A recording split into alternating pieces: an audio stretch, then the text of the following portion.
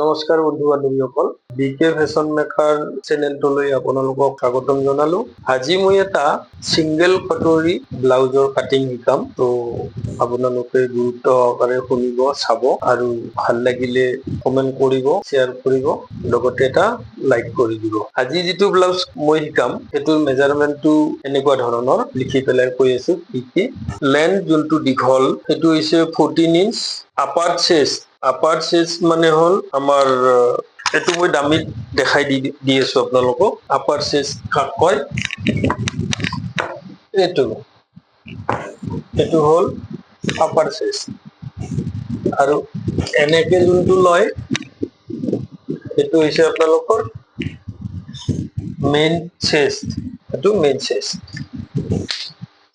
bast round বুলিও কয় গতিকে এটো হৈছে আপাৰ চেষ্ট 38 বাস্ট ৰাউন্ড মেইন চেষ্ট এটো হৈছে 40 ওয়েস্ট যোনটো কমৰ হৈছে ককাল এটো হৈছে 34 আৰু শোল্ডাৰ হৈছে 15 স্লিভস মানে হল হাত যোনটো আমাৰ এলবো লেন্থ ইখিনি লৈকে আহা বুলি কয় 10 ইঞ্চি এটো 10 দীঘল আৰু ৰাউন্ডটো হৈছে 10 ইঞ্চি দীঘলত যোনটো ৰাউন্ড হ'ব ইয়াতে খপটো সেইটো হৈছে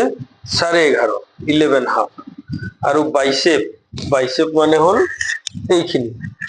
স্লিভসটো মানে এইখিনি 4-5 ইঞ্চি মানৰ ভিতৰত এটো ইখিনিত বাইসেপ পৰে তো হেতু ৰাউন্ড হৈছে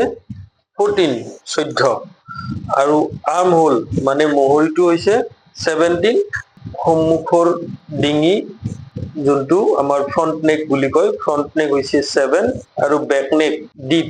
মানে পিছফালৰ ডিঙিটো হৈছে 10 হাওক আমি দেৰি নকৰো এতিয়া সোনকালে আমি এটো আৰম্ভ কৰো